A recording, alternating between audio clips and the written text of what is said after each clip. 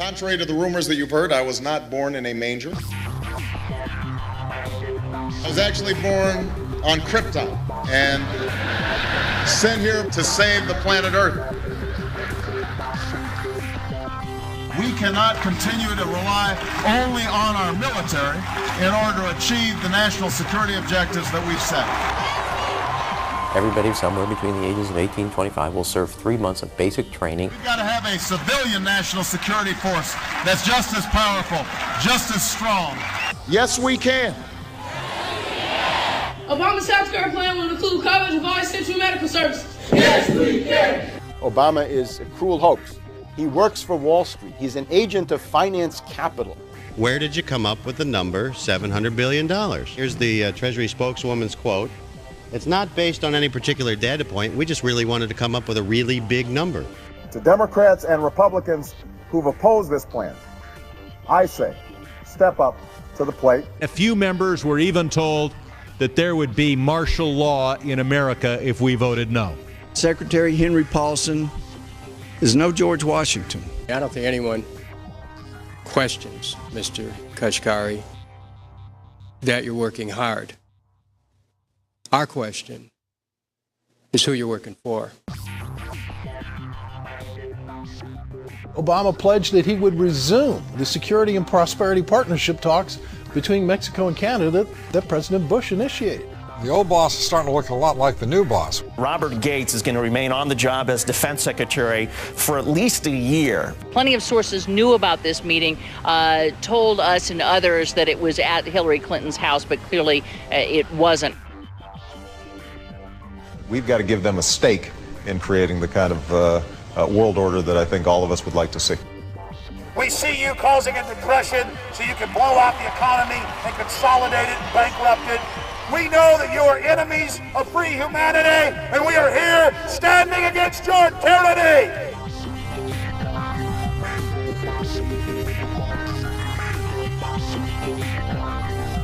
The Obama deception. The truth strikes back.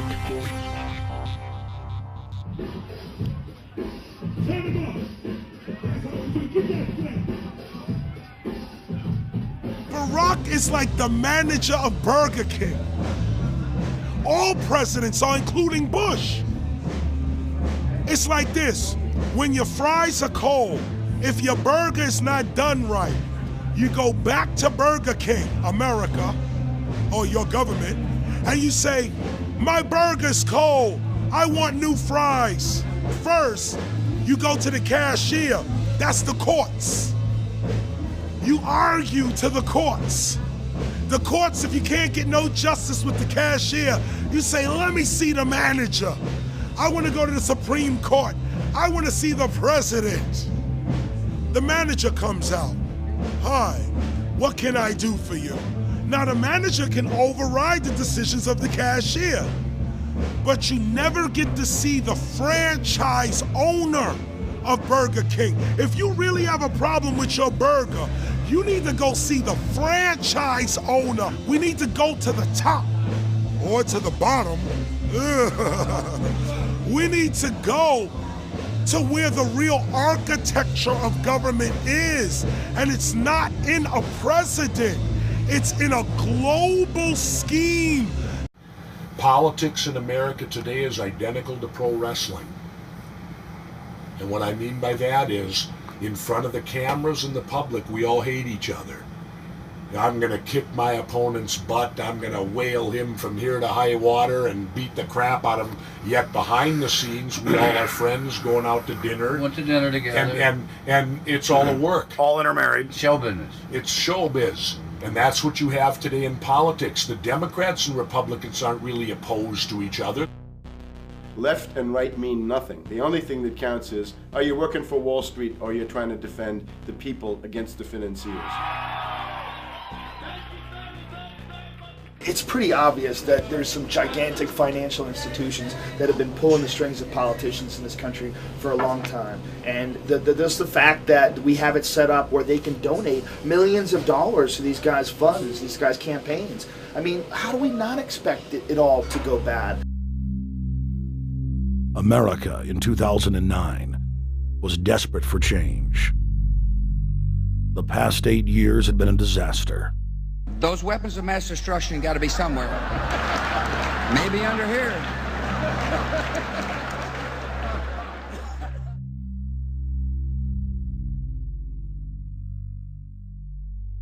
George W. Bush, who had claimed to be a conservative, had tripled the size of the federal government, shredded the Constitution, and destroyed the image of the United States worldwide. Nope, no weapons over there. Endless wars, over 1 million dead Iraqis, and more than 5,000 dead U.S. troops. The Patriot Act, warrantless domestic wiretapping and spying, the end of Posse Comitatus, the rise of the treasonous North American Union, a deepening recession sliding towards total economic collapse. These factors and other abuses had the American people in a state of panic for their future and the very existence of the United States. The elite were in trouble.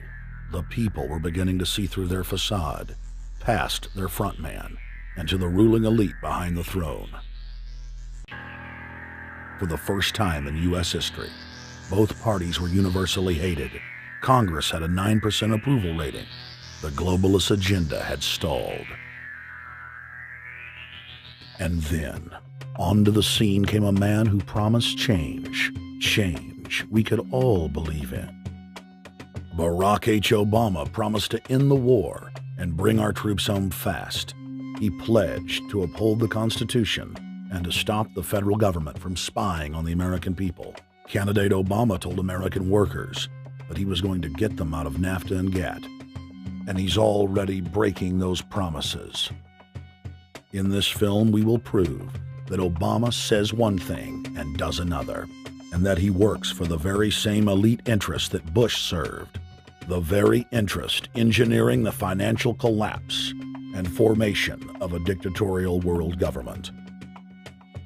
This film is not about left or right. It is nonpartisan. Our past documentary films are among some of the most damning indictments of George W. Bush and his administration that have ever been made.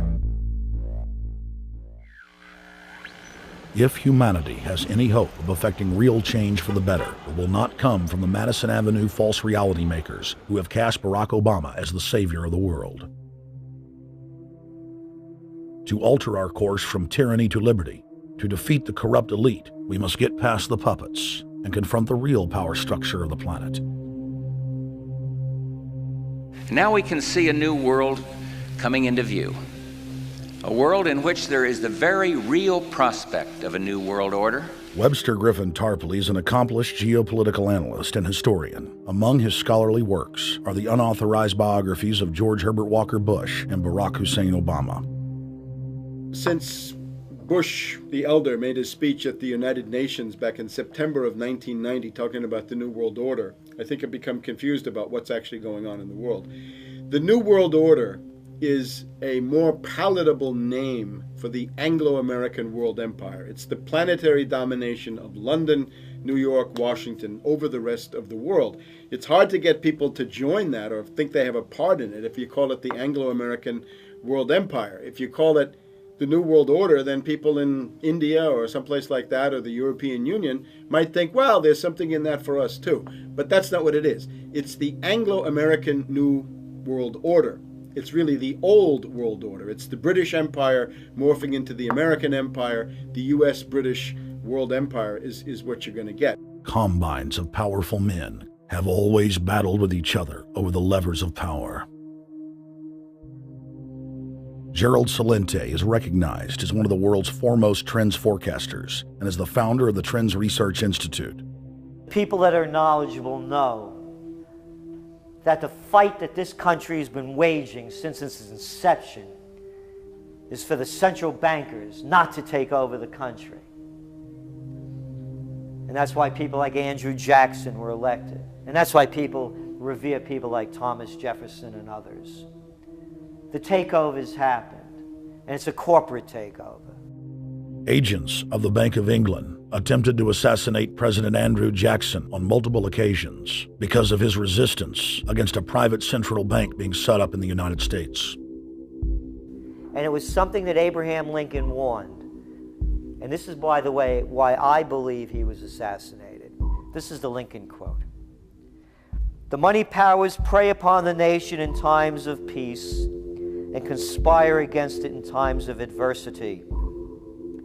It is more despotic than monarchy, more insolent than autocracy, more selfish than bureaucracy.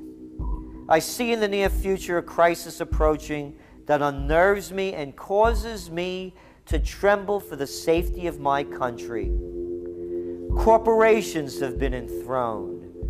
An era of corruption will follow, and the money power of the country will endeavor to prolong its reign by working upon the prejudices of the people until the wealth is aggregated in a few hands and the republic is destroyed." Wall Street has killed Main Street. So I know how unpopular it is to be seen as helping banks right now, especially when everyone is suffering in part from their bad decisions. I promise you, I get it. Up until about the Kennedy assassination and the beginning of the war in Vietnam, the United States is a very powerful engine for world progress. It's the assassinations, the Kennedy assassination, and the others in the 1960s, the beginning of the Vietnam War, and the beginning of the absolute domination of the Wall Street Group over every other interest. Nobody else counts except the Wall Street money masters. That has now made the United States into no longer a force for progress, but something very different, often a force for destruction in the world. The military-industrial complex has taken over the country along with the Wall Street gang. If you look also at the people that Obama has put on his appointments list, it's all Wall Street. It's government of Wall Street, by Wall Street, and for Wall Street. There's nobody from heavy industry. There's nobody from the auto sector, nobody from Silicon Valley, nobody from big oil, nobody from defense, no labor, no women, no retirees, no small business, nothing. It's pure Wall Street. The only people who have a voice in Obama's councils are Wall Street finance oligarchs. That's all there is. Nobody else counts for anything under Obama. It's the most extreme Wall Street administration we've ever had. Before his death, President Woodrow Wilson apologized to the public, regretting that he had been deceived by a group of international bankers and the country's financial system had fallen into their iron grip via the Federal Reserve Act of 1913. Whether sought or unsought by the military-industrial complex, the potential for the disastrous rise of misplaced power exists and will persist. Dwight D. Eisenhower, he warned the people that the military-industrial complex was taking over the country. Only 3 years after leaving office, President Eisenhower's prophetic warning concerning the threat posed to our system of government by the military-industrial complex came to pass. President John F. Kennedy had enraged the entire elite network. Now, Kennedy was brought in as somebody who was expected to be a puppet. It was thought that his pro-Nazi father, Joseph P. Kennedy, the bootlegger, the speculator, would guarantee that Kennedy would be obedient to the establishment.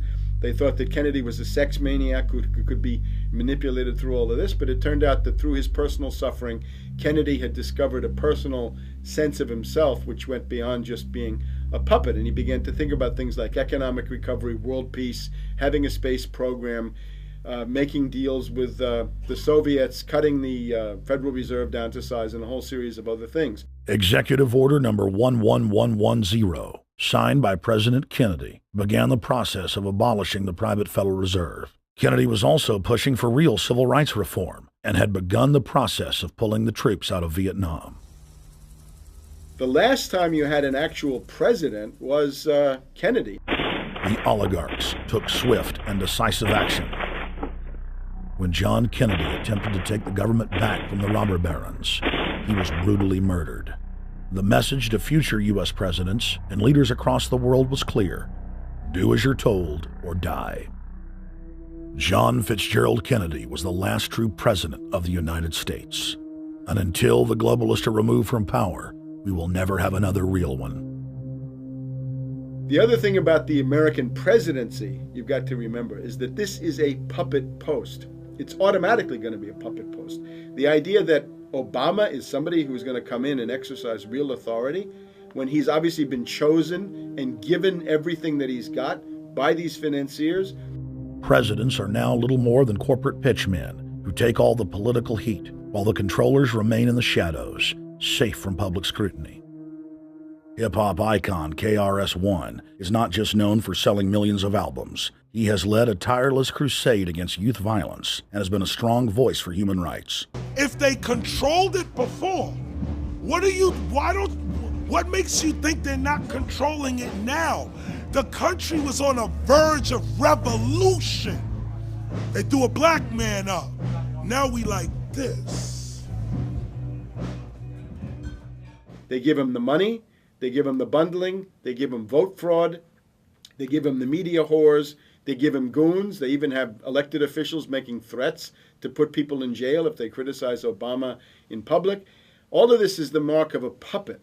And that means that he is a puppet, actually more of a puppet than anybody else, more of a puppet than Mrs. Clinton would have been, even more of a puppet than McCain. He's the maximum puppet that we've had certainly since Jimmy Carter.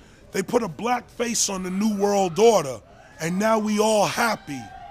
KRS ain't buying it. In the real executive power structure, the president serves the military-industrial complex. It's self-owned by the international bankers. If there's a revolution, the population just throws out the prime minister or president. The elite stays in power because the public is never aware of who the real enemy is. In Evian, France in 1991, standing before the Bilderberg Group, the apex of the world government power structure, David Rockefeller defined the New World Order as a system of world government serving the international banking elite. For decades, the banker-owned media would attack anyone who dared to warn the public that a dictatorial world government was being constructed right under their nose, and that national sovereignty was being deliberately destroyed. And now, after years of denial, the media and the elite themselves are proudly announcing that not only is world government real, but is the answer to the financial crisis that they carefully engineered. Suddenly, the Wall Street Journal tells us that the North American Union is here, and that getting rid of the dollar for a common currency with Canada and Mexico is good. The Financial Times of London, published by a member of the Bilderberg Group, crowed that a dictatorial world government had been kept in the shadows for our own good, and that it was now time for it to emerge from behind the curtains of national security. White House Chief of Staff Rahm Emanuel stated on record that they can't let this crisis go to waste. You never want a serious crisis to go to waste. And what I mean by that, it's an opportunity to do things that you think you could not do before. And Henry Kissinger, who gave Barack Obama his first job out of college, told national television that the economic collapse was a great opportunity to bring in the New World Order. He went on to say that Barack Obama was the perfect person to sell it to the world. But he can give a new impetus to American foreign policy, partly because the reception of him is so extraordinary around the world. I think his task will be to develop an overall strategy for America in this period when really a new world order can be created. It's a great opportunity. It isn't just a crisis. In June of 2006, our team traveled to Ottawa, Canada, to gather intelligence on the shadow government's agenda for the coming years. I think that's the Queen. Investigative journalist and best-selling author Daniel Estulin had been tracking the Bilderberg Group for more than 16 years. His moles inside Bilderberg informed him that the elite were planning to first run the price of gas up to $150 a barrel, unimaginable in 2006. He also reported that after suckering the middle class back into the stock market, the group was going to implode the subprime mortgage market and destroy public confidence. Well, one of the things that we're getting from this afternoon's conference. This morning conference was about the energy crisis, the price of oil. The afternoon conference, which started about 4 o'clock, 4:30, they were talking about one of the American delegates, I wasn't told who exactly it was talking about the the concern that the American citizens have had with the housing prices going down, so they're not investing that money. So what they needed to do is they needed to create the illusion that everything is going well. So what they're going to do over the next year and a half, is to bring the market back up to 1998, 1999 levels. They're going to get all the suckers to invest whatever little money they have left over, and that's when they're going to make the economy bottom drop out. They need to destroy the economy because as we're running out of oil, when people don't travel, at least that's what they're saying, when people don't travel, when people don't have money, they don't travel, they don't spend any money, which means you don't waste a lot of oil and natural gas. That's the afternoon So how does this conversation. source, I mean, just ballpark, so you have the sources of... Well, actually, there are two people who are members of the Bilderberg Club. It's actual members that are... They're members of the Bilderberg Club who for years and years and years have been going and participating in all the conversations. And they've always been dead on, always. And last year they said the oil prices are going to go up to 150. At the time it was 39, went up to 76, basically doubled. If it doubles again, it's going to be back to where these people They say. attack Iran, it will it not. Year after year, Estelin and other reporters like Jim Tucker are able to report on future events with stunning accuracy, all because they know the agenda of the Bilderberg Group. The Bilderberg Group sits at the top of the world power structure. 125 of the richest and most influential individuals on the globe make up its membership. From Istanbul, Turkey to Chantilly, Virginia, we have tracked the elusive Bilderberg Group. Bilderberg always insist on a media blackout. By June of 2008, we had already figured out that Barack Obama was the elite's puppet of choice. The national media claimed that during the weekend the Bilderberg Group was scheduled to meet, that Obama had speaking engagements set for Chicago and the Midwest. We knew better. In a classic bait-and-switch, the Obama campaign told the press corps to get on Obama's campaign plane and that Obama would join them on the flight to Chicago. Campaign staff then slammed the door shut. The fawning press had been shanghaied as Obama's campaign aircraft lifted off without Obama. Robert, why were we not told about this meeting and that the senator wouldn't be on our flight until the doors were shut and we were about to taxi to take off? Again, we had a desire, Senator Obama had a desire to do some meetings. Others had a desire to meet with him tonight in a private way, and that's what we're doing. We set up these meetings. They're being done tonight. Again, Is there more than one meeting? Is there more than one person with whom? I'm not going to get into all the details of the meetings. I don't know that I've got a ton more different answers for all of your questions. Obama wasn't going to Chicago. He had a meeting to attend, a secret meeting. Initially, it was believed that the secret meeting took place at Clinton's Washington, D.C. home. Obama's spokesman denied that, but won't confirm where the former rivals met. He also declined to comment on their topics of discussion. For a day and a half, the mainstream media engaged in a wild goose chase, trying to find out where Hillary and Obama had gone. 3 cover stories later, the corporate press had to admit they had no idea where the 2 candidates had gone. And to this day, Clinton and Obama aren't talking. Plenty of sources knew about this meeting, told us and others that it was at Hillary Clinton's house, but clearly it wasn't. In 2008, the trail led us to the Westfields Marriott Hotel, right outside Washington, D.C. We just flew into Washington, D.C. We're driving to the Westfields Marriott. Tomorrow, the hotel's closed throughout the week into the weekend for the Bilderberg Group meeting. We're going to check in the night before. They're going to kick us out tomorrow. So we're going directly into the belly of the beast. The hotel will be filled with at least 5 spy agencies: CIA, Defense Intelligence, Mossad, European Union security. We checked into the Westfields Marriott 48 hours before hotel guests were scheduled to be thrown out ahead of the annual meeting. The building was nestled in the heart of the military-industrial complex, with the National Reconnaissance Office and Raytheon just a stone's throw away.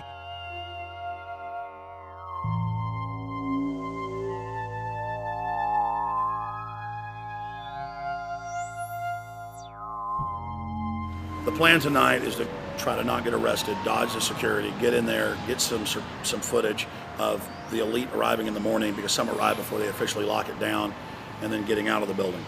That's our plan. I'm also going to be getting a call by a international syndicated radio show, Coast to Coast AM with George Noory, and all week he's getting briefings from me every night about things as they develop.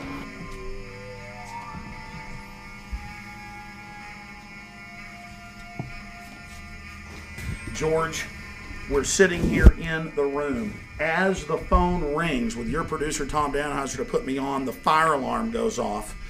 So everybody is exiting the building. I know this is a setup. They timed it exactly when this happened. Open the door. I want them to hear the fire alarm. Open the door. I want people to hear this live to the 16 million people listening.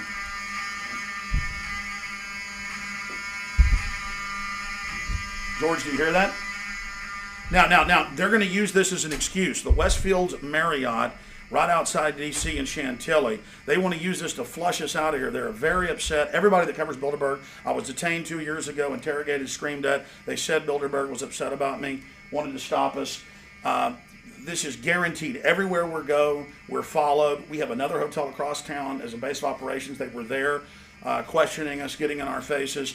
We're being followed everywhere. I need everybody's support right now. I pray to God they don't try to set me up. They may have tried to concoct this as some way to say, look, they didn't leave during a fire drill, assessing me knowing I would stay and do the interview. But again, the moment the phone rang with Tom Danheiser, the moment the phone rang, the guys answered it, I'm standing there, the alarm goes off. It's going off right now. The guests are exiting the hotel out there. Of course, there's no fire. This is just absolutely insane. I noticed, too, that there was over 100 security people here today, but tonight we got back and it was a total ghost town, and this is what's insane.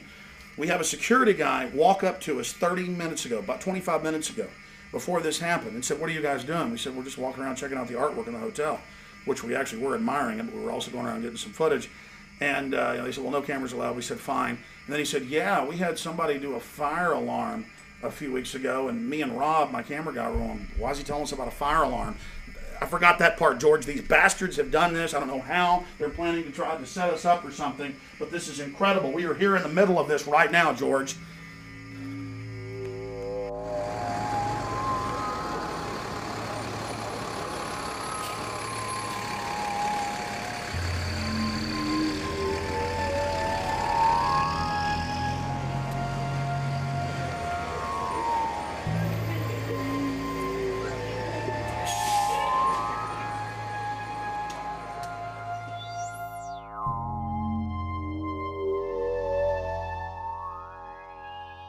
There you go, stay there, keep it locked.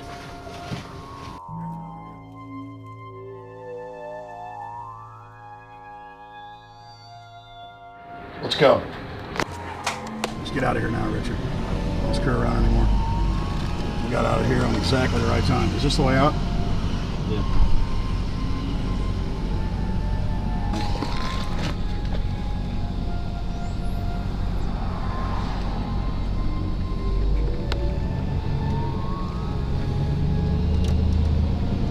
We got a car right behind us.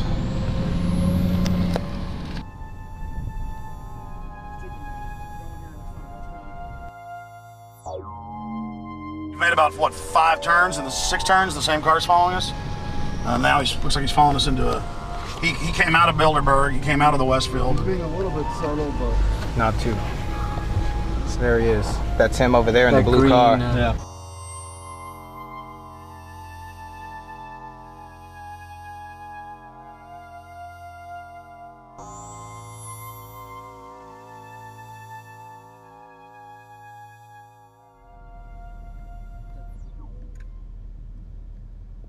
We're headed back to the Marriott here in Chantilly, Virginia, the scene of Bilderberg 2008. We successfully infiltrated the last day and a half inside, got out with some great stuff. We've been tailed, and now we're going back to cover the dignitaries, the elitists, as they arrive. And right now is the prime time for them to start arriving for the next 3-4 hours. We took about a 30-minute break. I'm sure we missed a few, but it doesn't matter. Because we've got scores of people that just organically are listeners, info warriors that are out here taking action.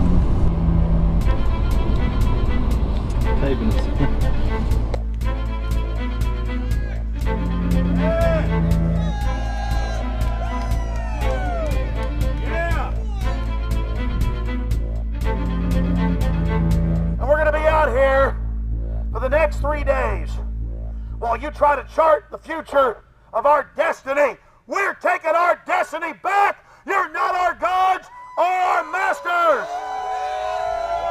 We witnessed at least 7 convoys of armed Secret Service entering the Westfields Marriott, and internal sources confirmed that both candidates did attend at least one meeting inside the conference.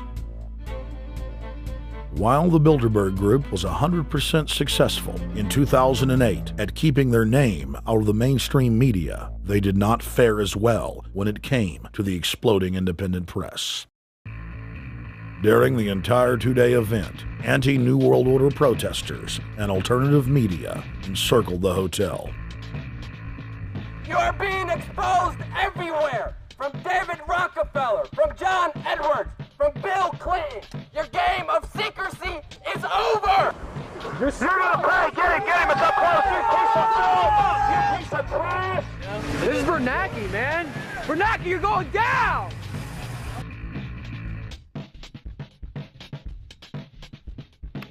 Obama, we know you're here, Obama.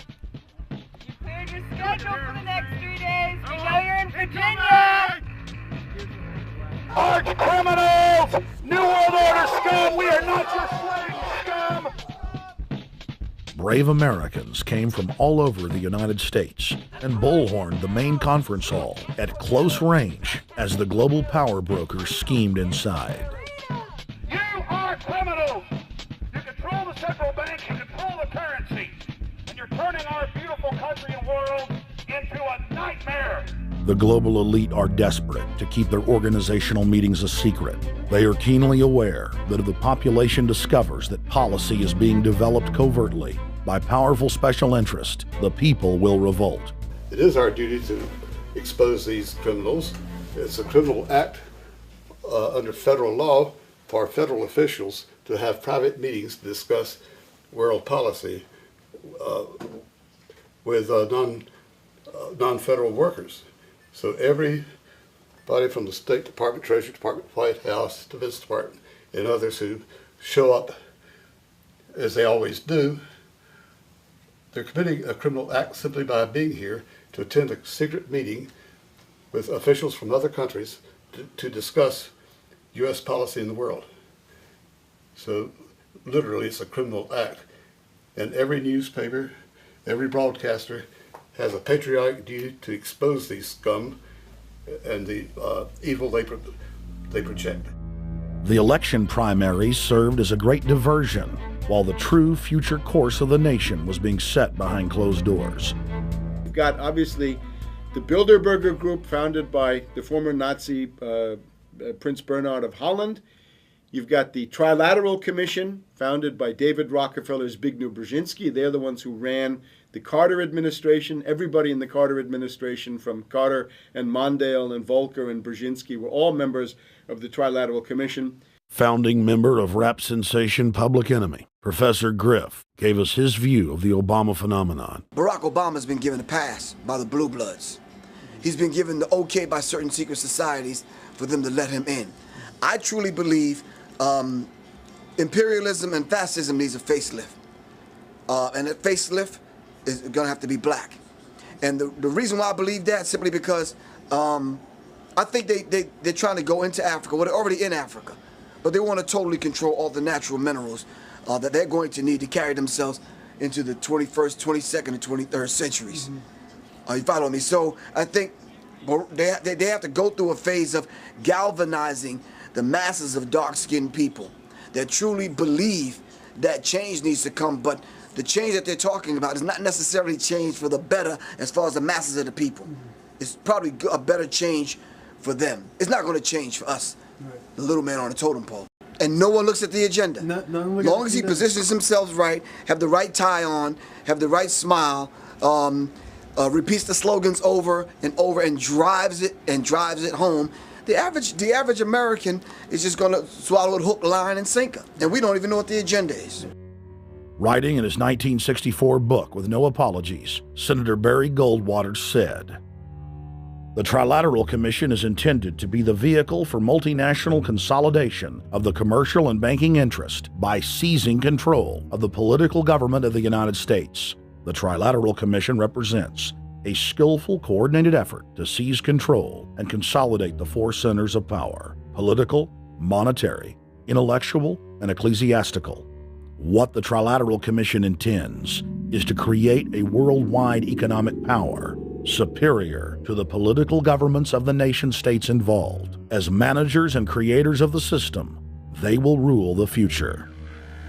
Bilderberg issues executive decisions and prime directives to its subdirectorates for implementation. The Trilateral Commission takes the Bilderberg Group agenda and executes it through regional roundtable groups throughout Europe, Asia, and the Americas. The Council on Foreign Relations serves as the managing roundtable group in the United States sector. The Council on Foreign Relations has dominated every administration since the days of FDR. The way in which they make policy and rule is that they are a polycentric oligarchical system. You have to be a finance oligarch. Remember, this is not a society ruled by generals, not by priests, not by bureaucrats, not by demagogues, none of those, but by bankers. Bankers rule, and the bankers set up these institutions. They set up things modeled on the Royal Institute for International Affairs, Chatham House, and the Milner Round Table of the period right after the Boer War, so even before World War I. You had the British setting up these round tables, institutes with publications and conferences, and this is how they make policy. Upon Obama's inauguration, members of the Bilderberg Group, Trilateral Commission, and CFR flooded into every position of power in the executive branch, replacing Trilateral Commission and CFR members who previously filled the positions during the Bush administration. When you look at the U.S. ruling class, you'd have to say that they're a really pathetic bunch of failures and bunglers. They are a miserable excuse for a ruling class. And that's one of the big problems we have, is you go from Clinton to Bush to Obama. What stays the same is the ruling elite that gives these puppets the orders that they act on. And these orders are wrong-headed, let's say the least. They're basically bankrupt. They're going to lead to the collapse of this civilization. What they're doing is using the existence of the United States as a formerly powerful nation state to act out their Wall Street fantasies of world domination and maintaining their capital structures and maintaining their system of looting. And this can't be done. So the basic question is, they've hijacked our country and you got to take it back from them. You've got to drive Wall Street out of the government, and at that point you'd have a reasonable chance of getting back to prosperity and some kind of peace and order in international affairs. We had a chance to speak with economist and author George Humphrey. They have created a power elite, and we're not talking about the millionaire down the street. You can't even be a member of their club unless you're a multi-billionaire. And friends, this is not about rich versus poor. This is about a very, very small handful of the worst criminal element on this planet, manipulating and destroying the good people of this nation and of this world. About this Obama with change. Look at the people he's put in to mastermind the economic recovery. Larry Summers. I love it. Every time they talk about Larry Summers, he's always brilliant. He's another brilliant one. He's the one that helped dismantle the Glass-Steagall Act, the banking act that was put in place in the 1930s, so the banks couldn't become the banksters that they become. In the 1990s, you had the beginning of the derivatives bubble, thanks to people like Alan Greenspan, Rubin, Summers, a lot of the people who are now back in the Obama administration. And the derivatives, I think, are the centerpiece of this entire problem today. These are the same people, Geithner from the Treasury Department. Could you imagine that? Now we have the U.S. Treasury Secretary, who also is a Robert Rubin protege of the Larry Summers Group, that dismantled Glass-Steagall and broke apart the regulations that would have prohibited the banks and brokerages from becoming these criminals. He was the former president of the New York Federal Reserve, And now he's our Treasury Secretary? And as we all know, the Federal Reserve is as federal as Federal Express. It's a private bank. And now we've put this guy in charge of it? I mean, Wall Street has hijacked Washington in broad daylight. Every single one of his appointments support the status quo. Every one of his appointments are there to screw the American people. Every single one of his appointments are people who are working to bring down the Republic and the Constitution of this country. Secretary of the Treasury, Timothy Geithner, Bilderberg Group and Trilateral Commission member. Secretary of State, Hillary Clinton, is a Bilderberg and CFR member. She is also married to Trilateral Commission member William Jefferson Clinton. Ambassador to the United Nations, Susan Rice, Trilateral Commission. National Security Advisor General James L. Jones, Bilderberg, Trilateral Commission, and CFR. Deputy National Security Advisor Thomas Donilon, Trilateral Commission, CFR. Special State Department Envoy Henry Kissinger, Bilderberg Group, Trilateral Commission, and CFR. Chairman, Economic Recovery Committee, Paul Volcker, Bilderberg Group, Trilateral Commission, Council on Foreign Relations. The Director of National Intelligence, Admiral Dennis C. Blair, Bilderberg Group, Trilateral Commission, CFR. Secretary of Defense Robert Gates, Bilderberg Group, Trilateral Commission, CFR. Deputy Secretary of State James Steinberg, Bilderberg Group, Trilateral Commission, CFR. State Department Special Envoy Richard Haass, Bilderberg Group, Trilateral Commission, and President of the CFR. Obama Presidential Advisor Alan Greenspan, Bilderberg Group, Trilateral Commission, CFR. State Department Special Envoy Richard C. Holbrooke, Bilderberg, Trilateral, CFR. And the list goes on and on. Even if Barack Obama were the most wonderful person in the world, he was groomed and brought to power by the global elite to carry out their agenda. Humanity must look past Obama and realize that presidents come and go, but the shadow government and their program of global enslavement continues.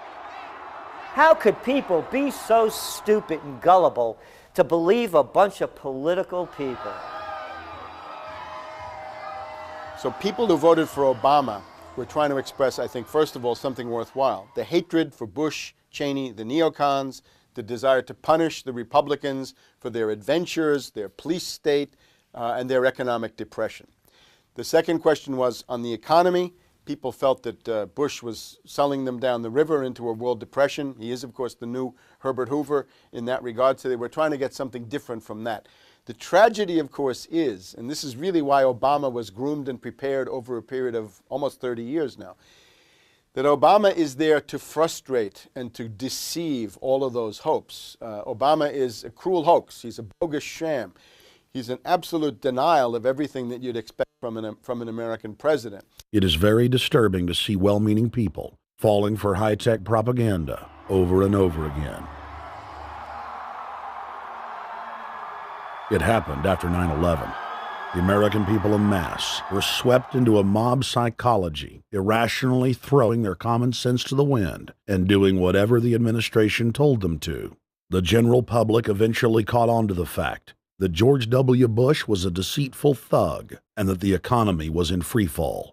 In the midst of it all, Barack Obama was there, speaking out against the abuse of the people at the hands of the establishment. With the election of Barack Obama, the world rejoiced that the United States was no longer in the hands of madmen. But unfortunately for humanity, this was another vicious fraud. I want to like the guy. He speaks gently, he's intelligent, he seems to be a man of peace. He is just as charismatic as they come. But you know what?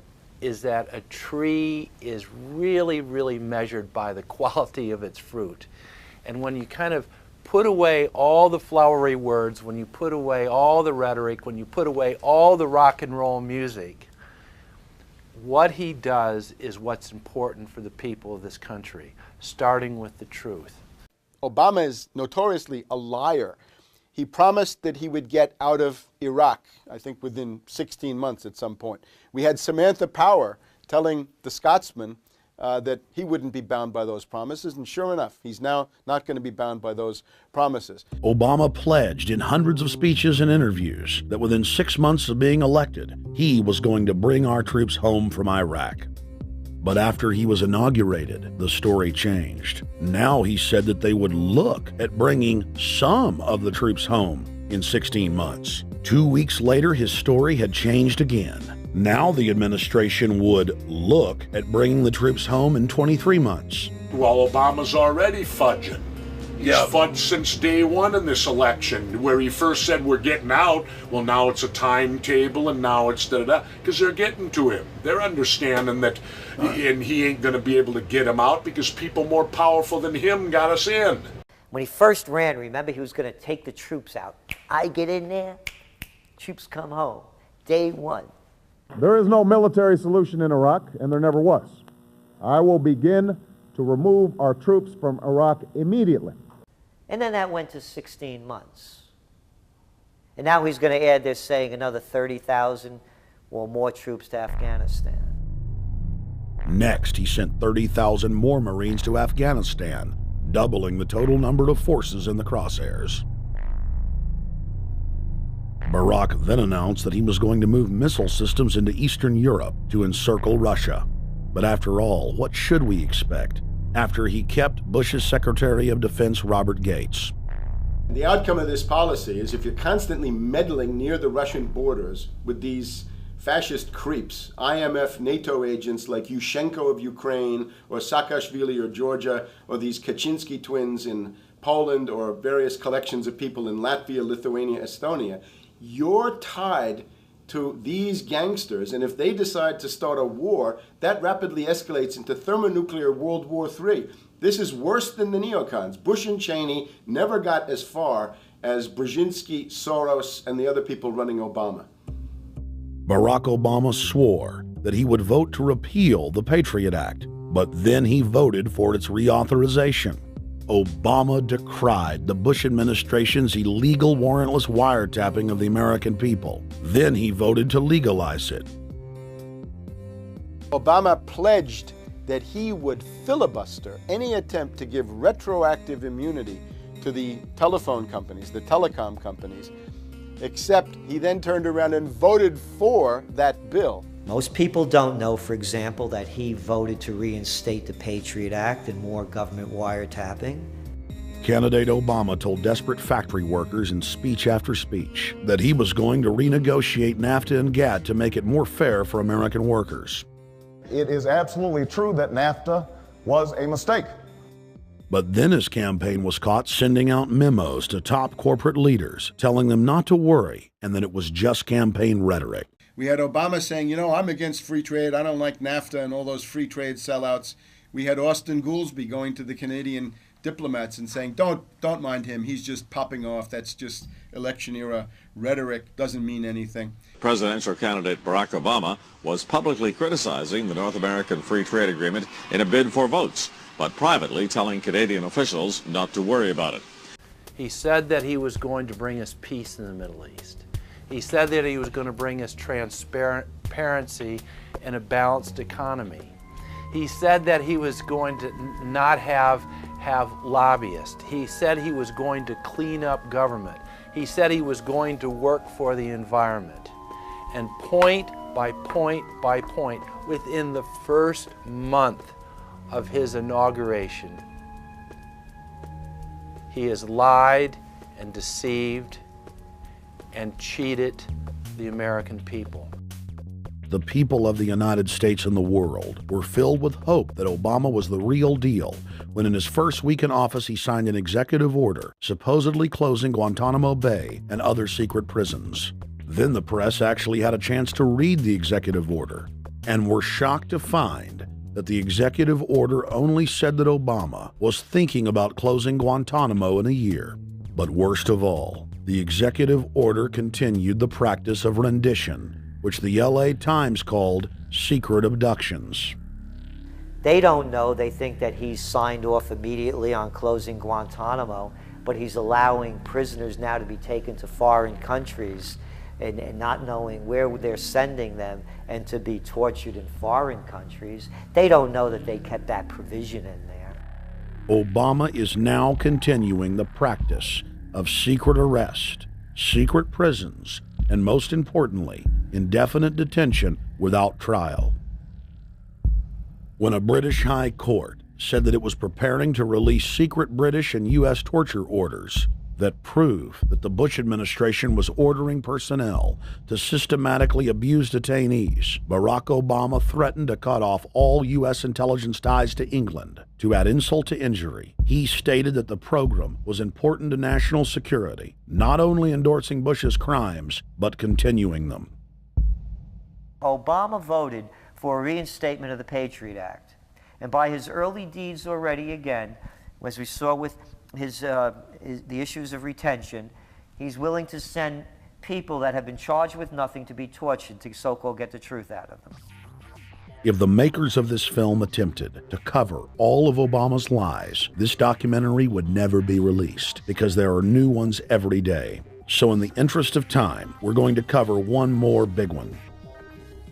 Barack and his handlers made the cornerstone of his campaign, keeping lobbyists and donors out of his administration.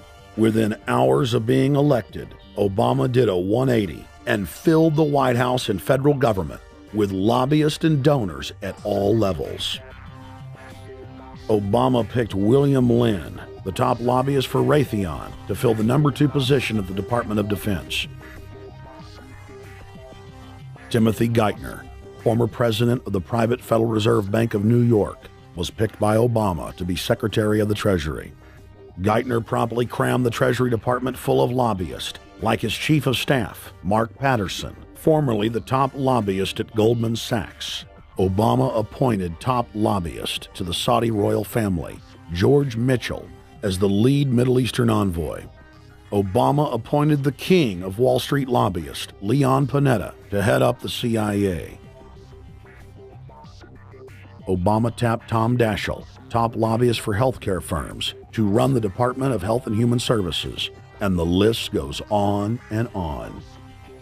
Then, 3 weeks into his administration, Obama launched a new lie, more outrageous than the previous. With Academy Award-level conviction, he said that he was upset about the banker bailout, which his own chief of staff, Rahm Emanuel, another former Wall Street executive, had engineered.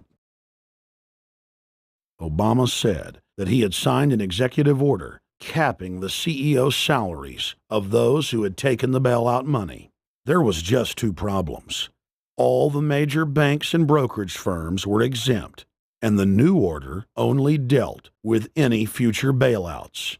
And those were to be on the honor system. What gets people upset, and rightfully so, are executives being rewarded for failure. AIG, Bank of America, and Citigroup, which have received billions in bailout money, don't fall under this plan. Only banks negotiating future agreements with the government will be restricted. But this appears to be built on an honor system, and White House Press Secretary Robert Gibbs had a hard time explaining how enforcement would work. Well, let me get, I will get clarification from Treasury on that. Generally speaking, this is already the biggest liar and the biggest disappointment that we've seen in recent history. And again, qualitatively beyond the rather low standards set by Bush the Elder and Clinton in terms of delivering on promises. Bottom line, Obama is a fantastic actor and an even better liar. His track record is clear. He has done the opposite of everything he told the people he would do. They'll make up one lie after another. And if you believe these people, knock yourself out. I don't believe a word they say. Within 1 month of the passage of the first banker bailout bill, the press reported that over $5 trillion had just disappeared out of the U.S. Treasury. By December, the amount of money that had been stolen had reached $8.5 trillion. The leadership of both political parties circled the wagons and would not discuss where the money had gone. Enough, man! In the Fed! In the Fed! In the Fed! Informed Americans protested the private Federal Reserve System at all 38 of their regional governorship offices. Arrest Bernanke and Paulson! Arrest all the criminals that stole the banker bailout money! It was refreshing to see people standing up against the real power structure, not being distracted by the elite's frontmen like George W. Bush and Barack Obama. We traveled to Dallas, Texas to cover We the People taking on the real enemy. Hey, I want to talk to the workers up there on the parapet.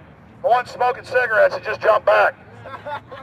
You're with the American people, we know that. But understand, ask the workers inside. You're not in a federal government building. You're in a private Federal Reserve that uses that name as a fraud. That'd be like if my first name was Federal Reserve Jones. I'm still not the federal government. I'm not a federal agency. But if I said my name was Federal Reserve, I could go out and pay off politicians and get them to allow me to get into power so I could issue the currency and credit, and then I could buy up the world. That's what these criminals have done. A lot of people think that the Federal Reserve is already part of the government. They're not. It's controlled by cliques of unelected, unaccountable bankers meeting in secret. Most of these people have never even been through the formality of a Senate hearing or a Senate confirmation. They claim that they're part of the U.S. government. They masquerade as if they were part of the U.S. government. But in reality, this is a purely private operation. Jackals, hyenas, raptors, all of them loyal, not to the American people, but to the Wall Street banks, which is where most of them come from. Everyone is pointing to Barack right now, President Obama, as saying, you got to get the economy together. You got to get the economy together. When in fact, the president has very little to do with the economy.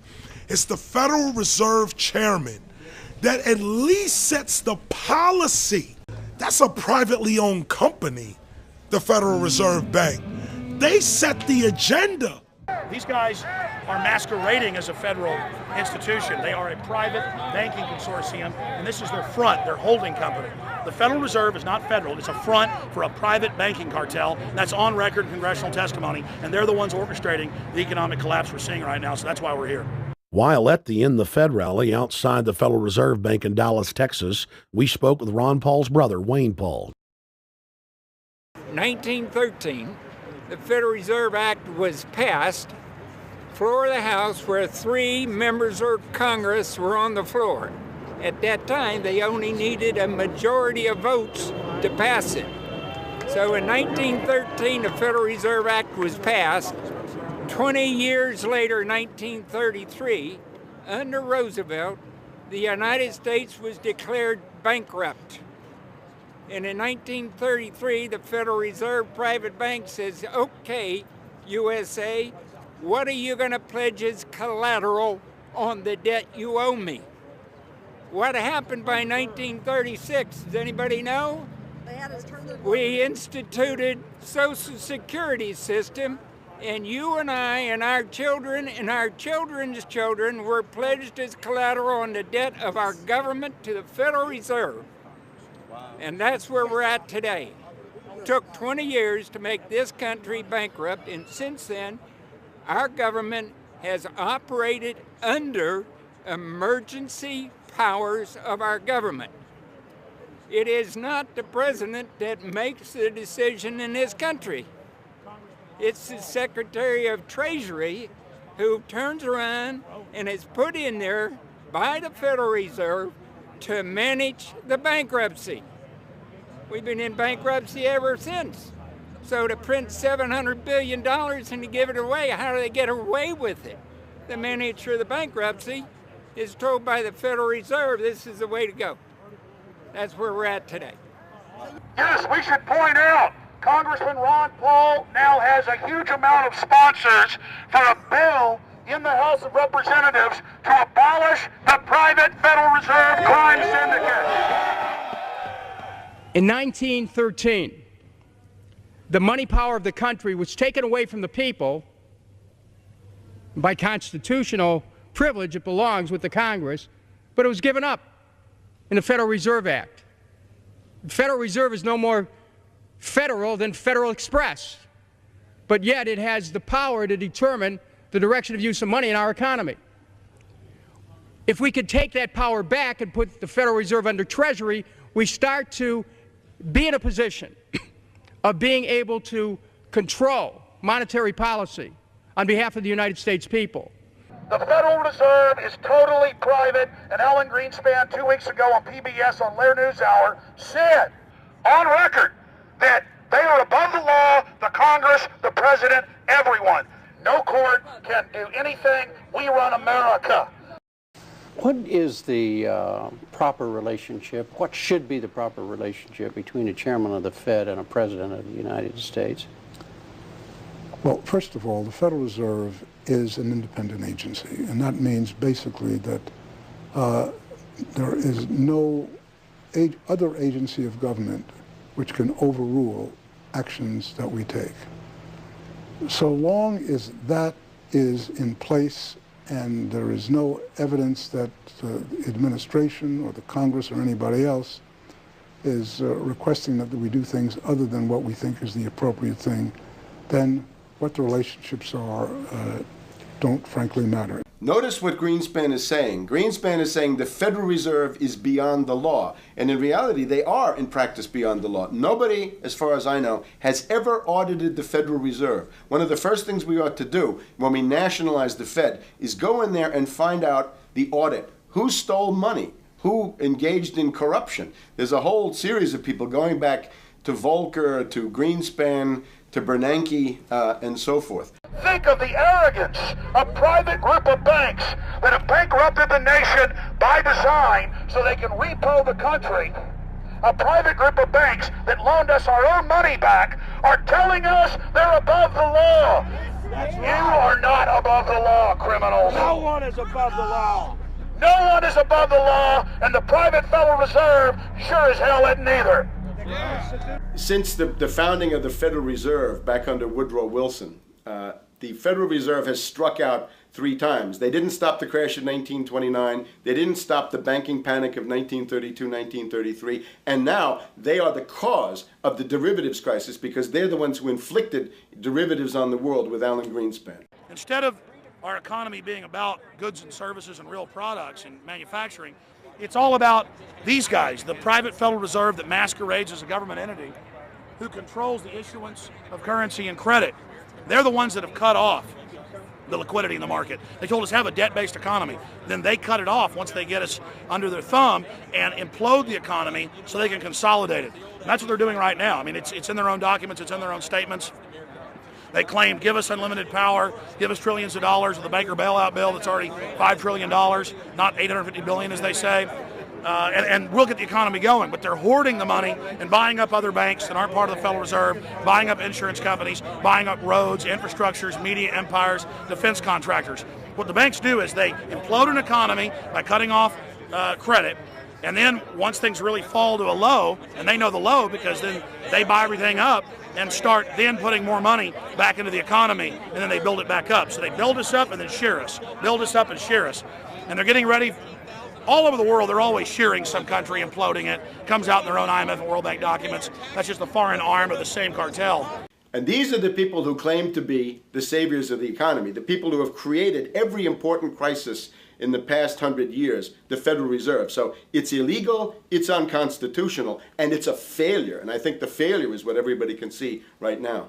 Yeah, what they do is they make you think Clinton's evil in running things. Then, oh, Bush will save us. And then, oh, Bush was evil. Now we'll be saved by Barack Obama, but he's just a puppet. But as we get deeper into this phase, when they implode the economy, they have all the money and all the control. But they also like to pose as the savior. So Obama is meant to be the savior during the Depression, and he'll save us with a 1 million person, he said, is bigger than our military, domestic spy force, a 3 million person environmental spy force. So giving people these jobs to be government bureaucrats and spies to go out and manage the other 290-something million Americans. And so this is classical fascism. The communists also do it. Any vertically integrated command and control authoritarian system does this. So they're openly following what the same group of banks did in Germany, Russia. It's in the Communist Manifesto to have a private central bank, because the private central bankers actually wrote the ideas that they had Marx and Engels put out. People go, well, why would the banks want communism? It doesn't exist. They rape us, they consolidate us, they put us into work brigades, they make us slaves, and they say it's a people's paradise. Look at it, boy, you're really doing good. And then they transfer all the wealth of the nation offshore. The globalists are outside all the nations. That gives them safety, and they play countries off against each other. And so that's what we're facing and dealing with. And so they're bringing in classical, hardcore tyranny in the U.S., but we have the internet. We've grown our numbers. The alternative media has exploded. That's why they're trying to move in to shut down and regulate and tax the web, but it's too late for them. They're playing in the 19th century, 20th century rules. It's 21st century, the century of resistance to tyranny. And so it's going to be one hell of a fight with the people and free humanity on one side and the New World Order on the other. And every one of you out there counts, needs to be involved in this fight like nothing you've been involved with before, because this is life and death. Everything depends on exposing these people. Everything depends on showing the people that this is the New World Order, this is the criminals. We're dealing with the king rats here, the people that are carrying out tyranny worldwide. And either they fall or we fall. Either worldwide darkness and a new age of tyranny and oppression and with a scientific overlay, or a new age of liberty and freedom and a new renaissance. The choice is the people's out there. Okay, we can tell you what's going on. You can check it out for yourself and find out it's true. But don't wait. Investigate now. Get involved now. Go out there and reach out now. We don't have time. If you're looking for the solution, look in the mirror. Look right into the mirror, because you out there, men, women, old, young, black, white, doesn't matter. It's going to be up to you if they win or if liberty succeeds and the people have a chance of having any future. These are cold-blooded eugenicists. These are cold-blooded people who think they're God, think that they're our masters, that think that we're animals. These are the guys that funded Lenin and Stalin and Hitler and Mao. These are the guys, it's all on record, that bankroll this stuff. They are hardcore vicious, and they must be resisted.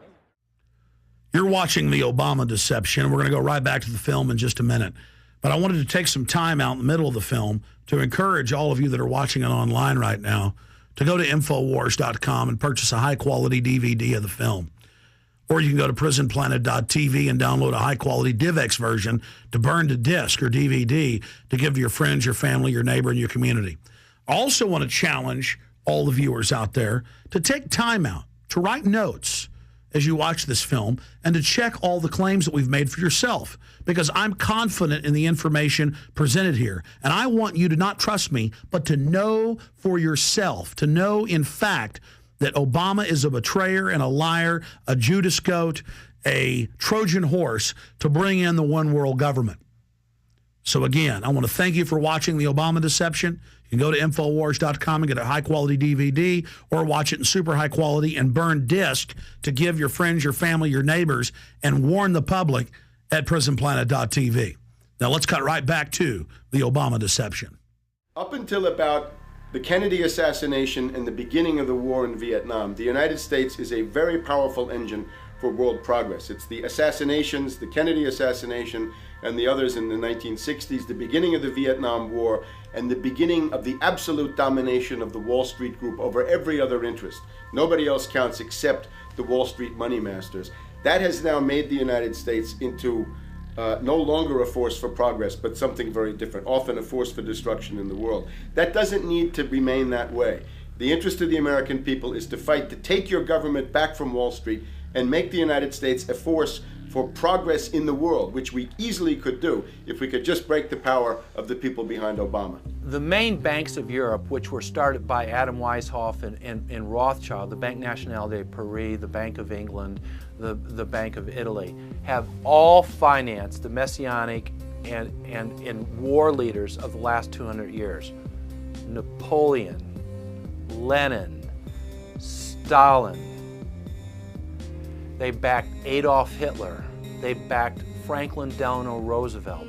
And they are backing right now Barack Obama. The banking cartel had established a beachhead in 1913 through the Federal Reserve Act. In 1947, they set up a parallel shadow government through the National Security Act. From 47 on, the national security state began the long process of absorbing federal and state bureaucracies, while at the same time undermining the constitutional power of Congress and dominating the executive branch. By controlling the issuance of currency and credit, the private Federal Reserve was able to buy up most of the Fortune 500. And if a company wouldn't sell, the bankers would unleash federal regulators to run them out of business. Private central banks in Europe, the United States, and England took taxpayer money and loaned it at over 30% interest to third world nations. The bankers would then bribe the leaders of those countries not to pay back the loans. Their third world puppets would sign agreements stating that when the country defaulted, the banks would be given all the natural resources and infrastructure of the once sovereign lands. But worst of all, the countries would pledge future taxes paid by the people in perpetuity as profit to the private banks. By the year 2000, there were few nations that had not fallen to the designs of the money power. The globalists were now ready to start their final phase of world government takeover, the destruction of the Western nations' economies. To carry out their final takeover, they first removed banking regulations like the Glass-Steagall Act in the late 1990s. This allowed their front companies to issue unlimited credit to the world and to set up colossal Ponzi schemes, the likes of which the world had never seen. The scams were advertised by the controlled corporate media as completely legitimate. Because of the fantastic returns, private investors, corporations, state and local governments invested heavily. They had taken the bait, hook, line, and sinker. To destroy confidence, in late 2007, the bankers themselves began to badmouth the scams they had created. Next, the central bankers cut off the tsunami of fiat money that they had been using to pump up the bubble. When Congress and the public refused to write the finance oligarchs a blank check, the bankers began to engage in financial terrorism. They said that the world would go into another Great Depression unless their demands were met, further destroying confidence. The stock market instantly had its biggest one-day loss in history, but even that wasn't enough to force Congress to capitulate to the offshore banks. Senator Inhofe of Oklahoma and Congressman Brad Sherman of California, amongst others, told the world that the entire Congress had been threatened with martial law by the White House and the Treasury Department if they didn't pass the so-called banker bailout bill. The only way they can pass this bill is by creating and sustaining a panic atmosphere. That atmosphere is not justified. Many of us were told in private conversations that if we voted against this bill on Monday, that the sky would fall, the market would drop 2,000 or 3,000 points the first day, another couple thousand the second day, and a few members were even told that there would be martial law in America if we voted no. That's what I call fear-mongering. Unjustified. The final version of the bill was kept secret from the Congress until minutes before the vote on October 3, 2008. The Federal Reserve had promised total transparency, that every dime would be accounted for. To Democrats and Republicans who've opposed this plan, I say, step up to the plate. Let's do what's right for the country at this time, because the time to act is now. To prevent the possibility of a crisis turning into a catastrophe. After its passage, the public learned with horror that the bill was really a financial coup d'etat by Wall Street. The bill didn't just give $700 billion to the banks. It was a blank check. And as of February 2009, $9.7 trillion has disappeared into a black hole. Within 24 hours of its passage, Secretary of Treasury Henry Paulson said they were no longer going to use the money to unfreeze the mortgage market by buying bad debt. We went to Congress. Illiquid assets look like the way to go. As the situation worsened, the facts change. I will never apologize for changing an approach or strategy when the facts change. Paulson has, in the meantime, admitted that the subprime mortgage crisis is not the cause, really, of the breakdown of the entire world banking system and the bankruptcy of most of the banks in London and in Wall Street. He said, oh, we're going to buy up toxic assets, but we're not going to worry about subprime mortgages. What he's talking about is derivatives. Derivatives are the center of the crisis. He went on to say that where the money was going was a secret. I believe that banking institutions are more dangerous to our liberties than standing armies. If the American people ever allow private banks to control the issuance of their currency, first by inflation, then by deflation, the banks and corporations that will grow up around the banks will deprive the people of all property until their children wake up homeless on the continent their fathers conquered. The issuing power should be taken from the banks and restored to the people, to whom it properly belongs. Thomas Jefferson, 3rd President of the United States. Secretary Paulson came in with the Vice President and Fed Chairman Bernanke and made all these assurances that there was absolutely a critical, immediate need to get rid of the corrosive derivative products, all the different names for this, ubiquitous, sub-S retraded credit default swap, blah, blah, blah, blah. Okay? But they talked about them as though they knew what the hell they were. You got the money and you immediately said, what items, what auction? Now, the Treasury just basically cut that out of the bill. And what we have here is a situation where banks are hoarding the money that they're getting from the TARP. They're using the money to purchase other banks. And all of a sudden, the Treasury sent a signal to the banks, forget about it. We're going to give you the money that you want, and you do what you want with it. Unless you direct it specifically, it's not going to happen. I don't think anyone questions, Mr. Kashkari, that you're working hard. Our question is who you're working for. Throughout its passage, President Bush and Senator Obama worked in tandem to get Congress to pass the bill without even having time to read it, despite the fact that in major polls, 98% of the American people were against the bill. The leadership in both parties were for it. And I really want to commend Barack Obama, because as we were involved in the this and that and different provisions of the bill to persuade people, he really gave them confidence that this was the right decision for the American people, even though it wasn't, in our view, a great bill for them to vote on. I want to take a particular moment to also thank an individual who's not here, and that is Barack Obama, who made numerous calls not only to all of us, but to members of our caucus, and helped us gather the votes on the Democratic side to pass this legislation. Bank heads then bragged to the press that they were hoarding the bailout money and using it to buy up smaller, healthy banks and insurance companies. Their plan was working like a charm. Next, the central bankers loaned the federal government back $787 billion of our own money at interest for President Obama's so-called stimulus package. And just like the banker bailout, Congress was given less than an hour to read the 1,070-page plus stimulus bill. Barack Obama, who had pledged on the campaign trail to wait 5 days before a bill could be voted on so that the Congress and the people could have a chance to read it, said that the stimulus was too important and it had to be passed before anybody could see it or read it, or the crisis would turn into a catastrophe. Doing little or nothing at all will result in even greater deficits, even greater job loss, even greater loss of income, and even greater loss of confidence.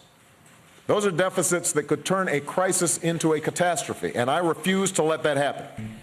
After its Friday passage, in gangster fashion, President Barack Obama took a 4-day vacation and said that there was no rush to sign it. The spending bill was really a takeover bill, designed to further federalize the states and to pay off rich donors that had donated to both parties.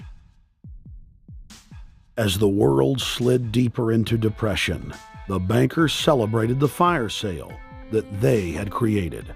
I believe the phrase burdens of the office is overstated. Yes, can I? Why me? Oh, the burdens, you know. Why did the financial collapse have to happen on my watch? It's just pathetic, isn't it? Self-pity. And I don't believe President-elect Obama will be full of self-pity. With their access to unlimited fiat capital, they could now buy up sectors of the world economy not already controlled by them. For over a century, the Anglo-American establishment had worked to bring the world system to this point. Artificially engineered global bankruptcy. In an address before the Trilateral Commission in June of 1991, David Rockefeller laid out the elite's ultimate goal. The supranational sovereignty of an intellectual elite and world bankers is surely preferable to the national autodetermination practiced in the last centuries. Now that the bankers were holding the world hostage, they issued their ultimatum. The only solution to restart the global economy would be to set up a planetary government ruled by a new Bank of the World, a Bank of the World owned and controlled by them.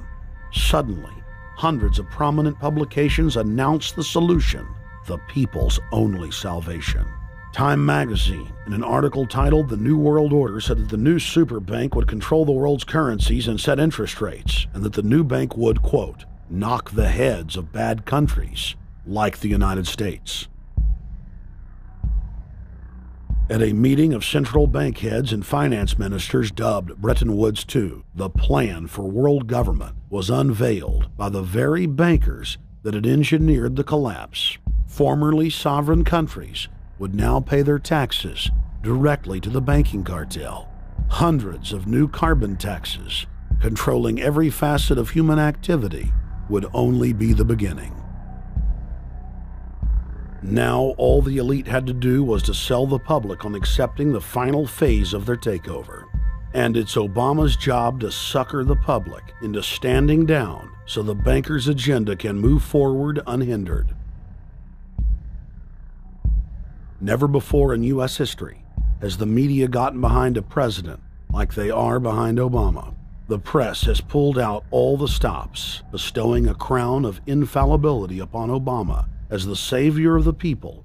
The elite are betting everything they've got on Obama's charisma and hoping that he can sell the world on their program of tyranny. Yes, there have been differences between America and Europe. No doubt there will be differences in the future. But the burdens of global citizenship continue to bind us together. A change of leadership in Washington will not lift this burden. In this new century, Americans and Europeans alike will be required to do more, not less. Partnership and cooperation among nations is not a choice. It is the only way. We've got to give them a stake in creating the kind of world order that I think all of us would like to see. In truth, Obama is not simply continuing George W. Bush's policies. He is radically expanding them. I thank President Bush for his service to our nation.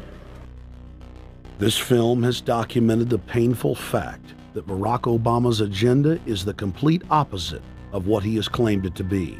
Now we will reveal what Barack Obama and his controllers' true agenda is. Number 1. Bring the United States under the complete regulatory control of a private offshore superbank known as the Bank of the World.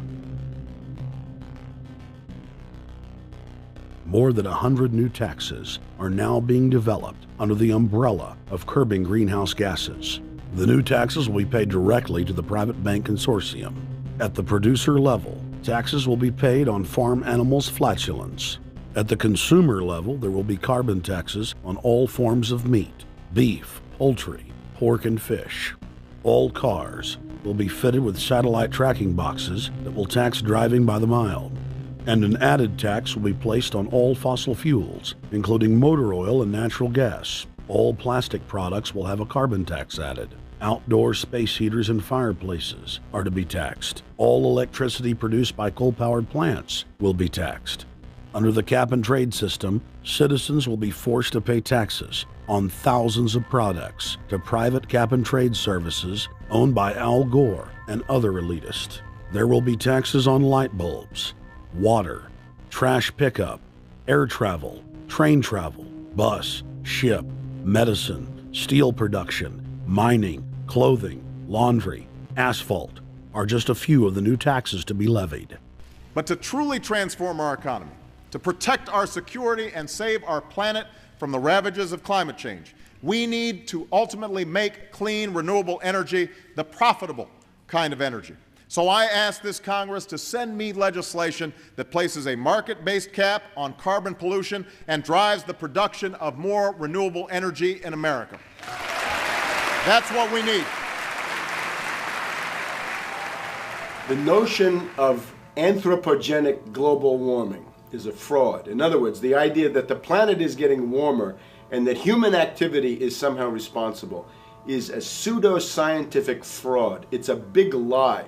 It's a monstrosity. Remember the Nazis, they had race science, race hygiene. They said Aryan blood is different from any other kind of blood. This was, of course, idiocy, a fantastic piece of nonsense. Today, we got something similar. Global warming caused by human activity, and the answer to that is carbon tax plus cap and trade, according to the wishes of Al Gore, Prince Charles, and basically the entire world banking community, the world oligarchy. What they're trying to do with that is to perpetuate the current system where bankers rule the world, financiers rule the world, and the rest of us get the crumbs from the table. But remember, if you try to put on cap and trade and a global warming carbon tax with the idea that you're going to save the polar bears, what you're going to do is destroy human society. You're going to cause genocide on a massive scale. The deaths will be measured in the hundreds of millions and indeed in the billions. Just the idea of global warming means that there'll be no development for Africa, no development for the poorer parts of Southeast Asia, and no world economic recovery of any kind ever in our entire lifetime. So it's important to expose and fight the pseudo-scientific fraud of global warming. One more point about this. You don't need a climatologist to know that this stuff is a fraud. I'm a historian. I can tell you, in the last 1,000 years, we had a period of very warm temperatures called the medieval warm period, where all kinds of grapes and semi-tropical stuff was growing very far into the northern hemisphere. That was about 1100, 1200. It happened to correspond with an all-time maximum of sunspots. Right now, we can say that we're going into another maximum period where there'll be some warming, but we're well within the limits of the medieval warm period. About 1600 to 1650, there was an ice age in northern Europe. The North Sea was filled with ice. The German and Dutch ports and the English ports were filled with ice. That corresponds to an all-time minimum of sunspot activity, the Spörer minimum and the Maunder minimum. So this has largely got to do with solar activity. We can see that other planets, not just the Earth, are warming slightly as a result of increased solar activity. But we're well within the minimum. So what the oligarchs claim to be an open and shut scientific case is a piece of pseudo-scientific nonsense, and it should be rejected. Number 2, the social engineers are fully aware that the Obama craze will wear off quickly, so they are racing to put in place the most oppressive police state control grid in human history. 20,000 battle-hardened regular Army troops are now being deployed to patrol the streets of the United States. FEMA is now building giant camps in every region of the country, and the Congress has introduced bills like the National Emergency Centers Act, H.R. 645, which merges local governments and the police under federal control. And as we all know that have watched these things, they're ready for the riots. With these detention centers that are being opened up around the country, with state police training for riot control in the event of economic calamity and food riots, they know what's going on and they're prepared for it. So people better also prepare for it themselves. Anyone that's not prepared for what's going to happen, they deserve what they get, because there's enough information out there pointing to the problems, and they should take all precautionary actions. Next, Obama ordered the Defense Department to issue DoD Directive 1404.10, establishing a 1 million person civilian army under his control. Simultaneously, Obama launched USAService.org. The new website deceptively masquerades as a federal agency, but in reality is a recruiting tool building a separate, completely private army outside of government that takes orders directly from Obama's controllers. Barack Obama has refused to rescind Presidential Decision Directive 51, signed by George W. Bush. The directive plainly states the president is a dictator and that Congress is ceremonial. We cannot continue to rely only on our military in order to achieve the national security objectives that we've set. We've got to have a civilian national security force that's just as powerful, just as strong, just as well funded. President Obama and his Chief of Staff, Rahm Emanuel, have repeatedly stated on the record that all Americans below the age of 64 will be forcibly conscripted into federal service. Citizenship is not an entitlement program. It comes with responsibilities. Everybody somewhere between the ages of 18 and 25 will serve 3 months of basic training and understanding in a kind of civil defense. Now, it doesn't always have to be service in uniform. One of the things that if you talk to our generals, they are desperate for is a civilian counterpart to our military forces. So is this compulsory then? Well, you have to, in the sense, it's required of everybody, 18 to 25, 3 months. And at some point at that point, you do it.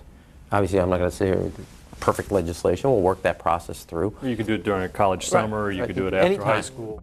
If you have a demagogue with a fanatical mass movement of personality cultists who is imposing the program of a group of extreme bankers and finance oligarchs, that's fascism. Obama's transition site, change.gov, proclaimed that middle school and high school students will be forced to serve the federal government. Fascism is gutter up, streets up, hooligans, thugs, fervently idealistic students, swarming adolescents, just the kind of thing you see around Obama.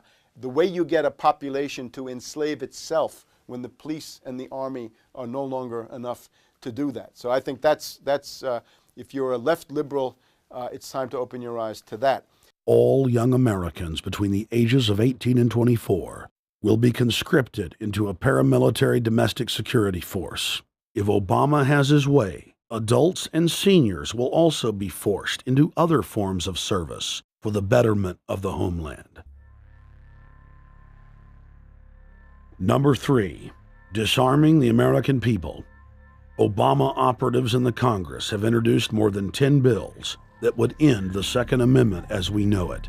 H.R. 1022 would allow the new Attorney General Eric Holder the dictatorial power to ban any gun he wishes at will. In 2008, before the Supreme Court, in the D.C. gun ban case, District of Columbia versus Heller, Holder argued for the complete disarmament of the American people and that only the military should own firearms. H.R. 257 would ban all youth shooting sports, including YMCA and Youth Olympic shooting clubs. H.R. 45 would force all gun owners to undergo federal psychological screening, registration, and testing to keep their firearms. White House Chief of Staff Rahm Emanuel has proposed the extrajudicial banning of any American on the fraudulent no-fly list from owning any firearm. That is, if you are on the no-fly list because you are known as maybe a possible terrorist, you cannot buy a handgun in America. Over 25,000 Americans are added each month to the no-fly list, which numbers over 1 million people who have not been charged or convicted of any crime. It's a case of mistaken identity for a 5-year-old boy from Normandy Park. He had trouble boarding a plane because someone with his same name is wanted by the federal government. King 5's Mimi Jung is live at SeaTac Airport to explain. Mimi. Lori, it's hard to believe that a 5-year-old could be considered a threat, but that's exactly what happened here at SeaTac last week when Matthew Gardner showed up for a flight to LAX. Then they fly on charter. As 5-year-olds go, Matthew Gardner is about as harmless as you can get. But when he and his mom checked in for their flight at SeaTac last week, Matthew was considered the criminal. If you're on that no-fly list, your access to the right to bear arms is canceled because you're not part of the American family. You don't deserve that right. There is no right for you if you're on that terrorist list. And even though this Matthew Gardner is only in kindergarten, TSA workers still conducted a full-blown search. They searched all of our belongings. They took everything apart piece by piece. Nadia Counter says it wasn't easy being treated as a possible threat to national security. I picked up my child to give him a hug and tell him, you know, it's okay, we're doing fine. And they reported to me that I was not allowed to touch him. He was a security risk, and they had to re-search me to make sure that I had not obtained any materials from him. Number 4, massive restrictions on the First Amendment guarantee of free speech. The President, Congress, and the FCC have announced plans to not only curtail speech on talk radio and newspapers, but to also regulate speech on the internet through the Orwellian-named Fairness Doctrine. The Obama machine is also pressuring Congress to pass draconian hate speech laws that will eviscerate the First Amendment. Number 5, they plan to further federalize health care so that the government can dictate what kind of care citizens receive. Modeled after the British system, this includes rationing care and restricting what procedures the handicapped and elderly are eligible for. Number 6, Obama is already pushing to expand the Department of Defense budget and to station more U.S. troops overseas to encircle Russia, China, Iran, as well as setting up bases in Africa under the pretext of humanitarian aid, and dominate and occupy Africa through AFRICOM. So we're taking your phone call, seeing what you think of Barack H. Obama. Is he a Judas goat? Is he a front man? Is he a betrayer? Let's go to Anthony in Georgia. Anthony, what's your take on Barack Obama? They put the face of Barack Obama as part of their public relations because it's like in the old folk tales about vampires. A vampire cannot force his way into somebody's house. It's against some kind of metaphysical law. So the vampire has to persuade the resident of the household to open the door and invite him in. So they're going to look at the peephole at Barack Obama, which looks like them and appears to be on their side.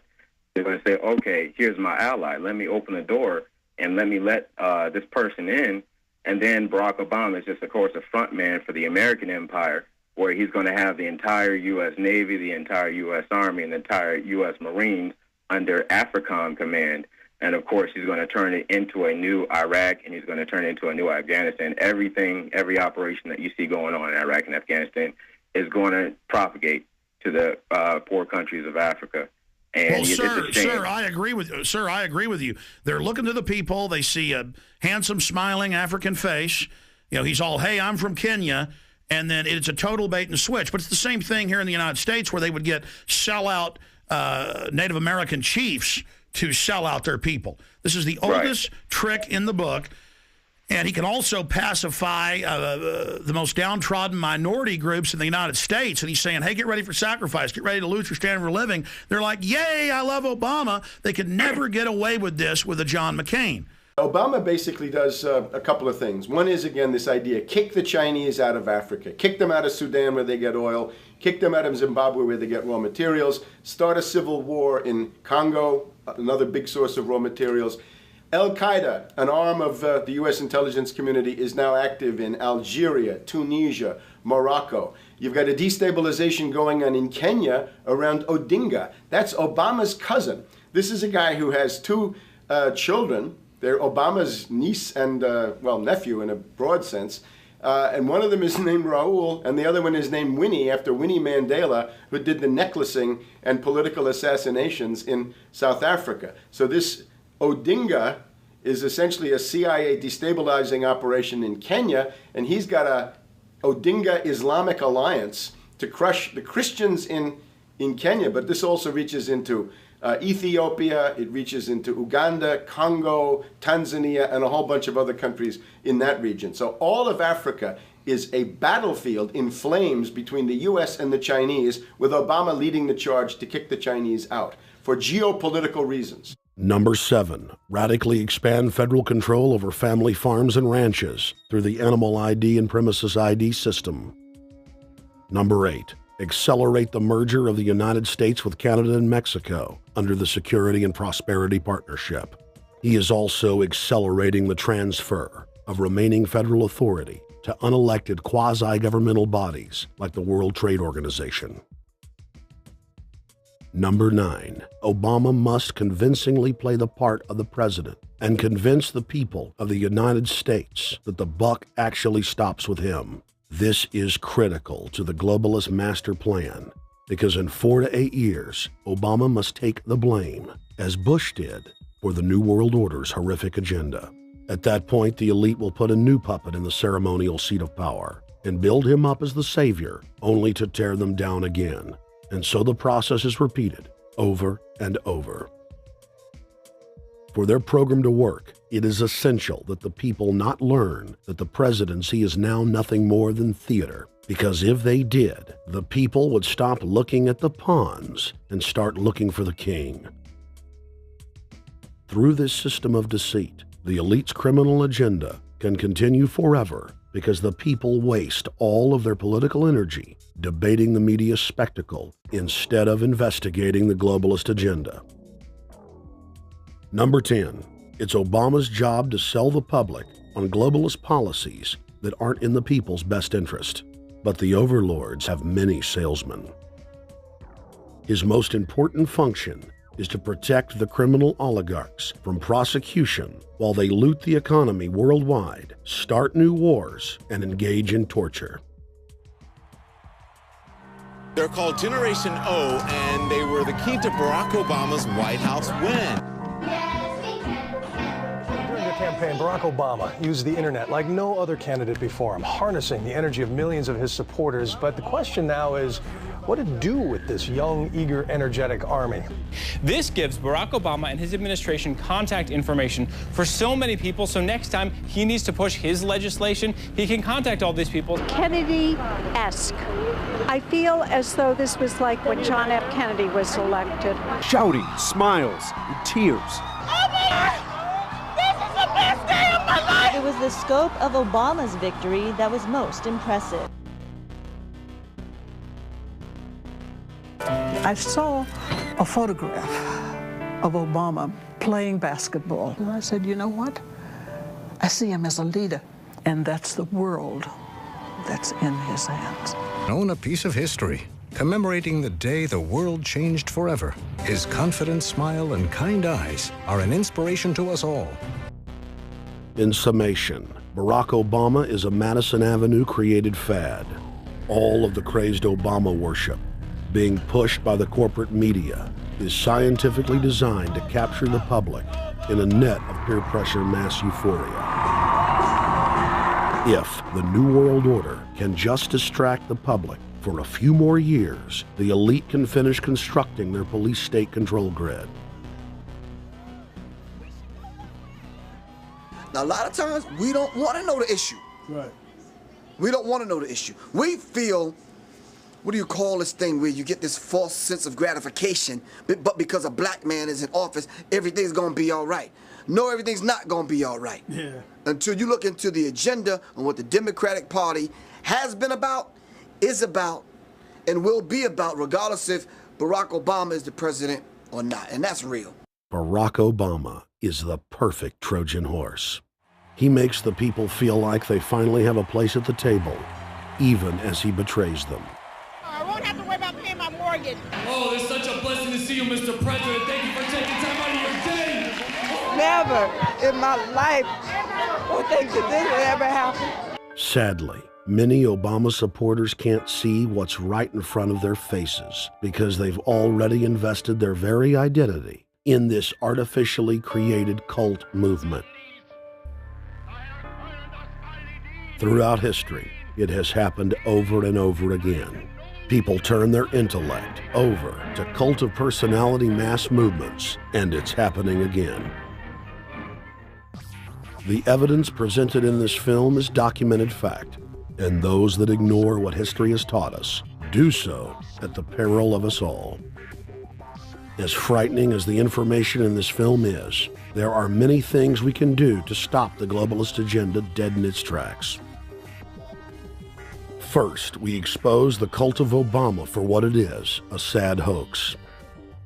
Next, realize that we are all being propagandized 24/7. Investigate all information for yourself, be it political parties, the media, or this film. Be aware of the tricks that the elite use, like the staging of false flag terror attacks and other crises. Rediscover the Constitution and Bill of Rights. Promote a culture of true liberty. There is a reason the internationalists are attempting to destroy the sovereignty of all 50 states. They know it is one of the biggest threats to their domination. The federal government has been completely hijacked by foreign interest, and more than 25 states have recognized this fact and are moving to block the New World Order at the state level by declaring their 10th Amendment powers. But most important of all, there is a huge awakening taking place in the United States and across the world against the globalist agenda. Free people everywhere are joining together and saying no to corruption and tyranny and no to world government. This is the center of endurance, and endurance is what wins wars. Not how many people you kill, but how long can you endure. George Washington lost almost every battle he had, but he endured. He out-endured the British. And that's how the battle was won, endurance. And each and every one of you watching this, every single one of you, is just as important as the people who were our founding fathers. As that you are just as important as the Sons of Liberty who met in the 1770s to philosophize about freedom, to philosophize about a republic, to philosophize about a truly free country with a republic. There's 1 billion people on the planet. It only takes one to change it. Are you the one? There may be everybody in your classroom bugging out. Your whole school may be on fire with kids wilding, bringing guns. But are you the one? Nature has a way of abundance. Nature puts out a lot of stuff looking for the one. So if you're going to go along with the trend of let's just kill each other, let's disrespect each other, then you're part of nature's plan as well, to be part of just the excess. But if you think more of yourself than just being the excess, you'll do more for yourself. Are you the one? Everybody's not gonna make it, but you have an opportunity to save yourself. Well, we don't have to look back thousands or even hundreds of years to see how dangerous this present day situation is. We can look back to Bolshevik Russia. We can see the takeover by the Bolsheviks talking about the people's revolution, talking about the positive change. And Lenin came in and then Stalin. The fact is that over 40 million Russians between 1925 and 1940, good Russians, people who were Christians, people who had their own businesses, people who were educated, they were exterminated because they had their own business, because they were educated, because they believed in God's law. We can look over at Germany. Germany was in a very, very terrible economic situation, and this very charismatic leader called Adolf Hitler comes in. He makes the roads good, and he promises a better life for the people. And within 10 years, you see a completely nationalized, centralized, dictatorial situation where millions and millions of people were exterminated. And then we can go to Maoist China. Mao came in, he promised change, he promised a better life, and within 5 years, 60 million Chinese were exterminated. They don't teach that. They don't teach that in the schools these days, and it wasn't that long ago. And I pray to God that this will not happen in the United States. And the way it won't happen is if you and your friends and all of us together take action to say no. This country is too precious. It's too wonderful. It's too good of a place to lay down as a victim. Greatness could arise once we break the shackles of the government that's holding us back. One thing America has more than any other country is an entrepreneurial spirit. One thing we have more than any other country is the ability to be innovators. You know, if I was born in Italy, I wouldn't be the trend forecaster I am today because I would have been locked into a culture of thinking one way. We have that freedom of expression and freedom of thought that could free us to create greatness again if Big Brother doesn't come down on us harder. Humankind is at a historic crossroads. The forces of globalism are marching towards absolute despotism. Look in the mirror, count the cost, and decide, are you going to let history repeat itself?